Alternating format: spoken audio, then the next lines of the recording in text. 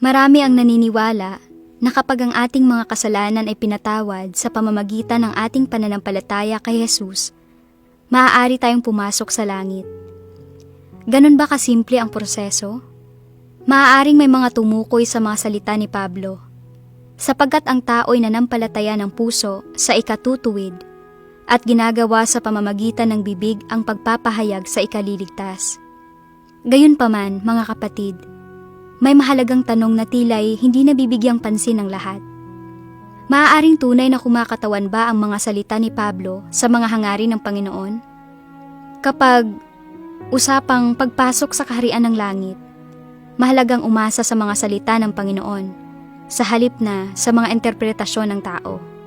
Sinabi mismo ni Jesus, "Hindi ang bawat nagsasabi sa akin, 'Panginoon, Panginoon,' ay papasok sa kaharian ng langit, kundi ang gumaganap ng kalooban ng aking Ama na nasa langit." Ang salita ng Panginoon ay malinaw, hindi ba? Tanging yaong sumusunod sa kalooban ng Diyos ang maaaring pumasok sa kaharian ng langit.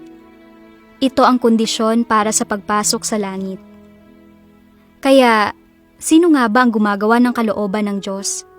Sila ba'y ang mga taong pinatawad lamang sa kanilang mga kasalanan? Totoo na ang ating mga kasalanan ay pinatawad sa pamamagitan ng ating pananampalataya kay Panginoong Hesus. Gayunpaman, nasusumpungan pa rin natin ang ating mga sarili na madalas na nagkakasala, na nahuhulog sa paulit-ulit na pagkakasala at pagsisisi. Sa kabila ng pagdarasal para sa tulong ng Panginoon upang huminto sa kasalanan, talaga bang tumigil na tayo? Patuloy ba tayong nagsisinungaling at nanlilinlang kahit na matapos tayong mapatawad?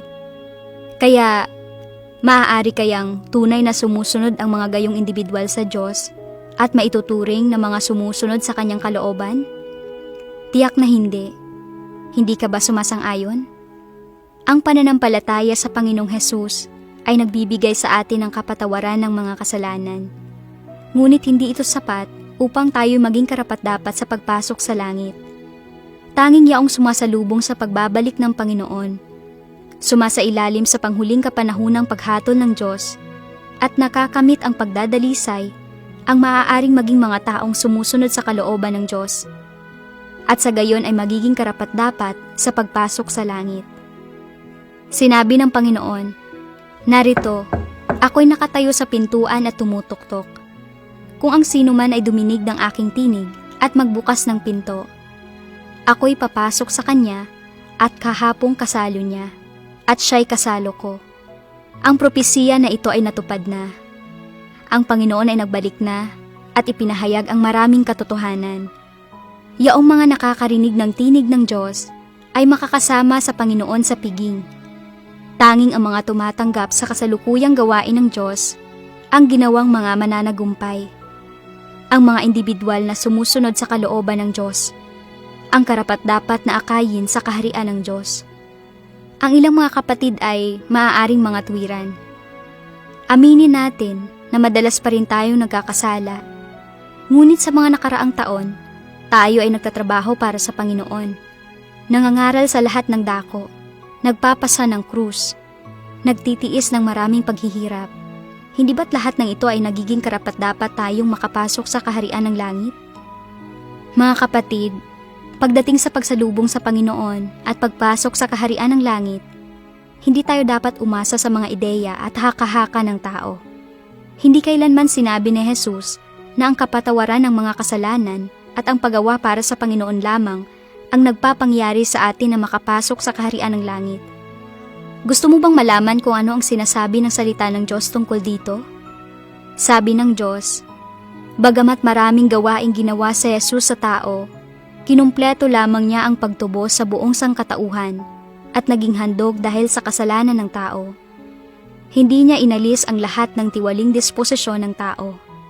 Ang lubos na pagliligtas sa tao mula sa impluwensya ni Satanas ay hindi lamang kinailangan ni Jesus na maging handog dahil sa kasalanan at pasanin ang mga kasalanan ng tao, kundi kinailangan din ng Diyos na gumawa ng mas malaki pang gawain upang ganap na alisin sa tao ang kanyang makasatanas na tiwaling disposisyon. Kaya nga, Ngayong napatawad na ang tao sa kanyang mga kasalanan, nagbalik na ang Diyos sa katawang tao upang akayin ang tao tungo sa bagong kapanahunan at sinimulan ang gawain ng pagkastigo at paghatol. Ang gawaing ito ay naghatid sa tao sa isang mas mataas na dako. Lahat ng nagpapasakop sa kanyang kapamahalaan ay magtatamasa ng mas mataas na katotohanan at tatanggap ng mas malalaking pagpapala. Tunay silang mabubuhay sa liwanag at matatamo nila ang katotohanan, ang daan at ang buhay.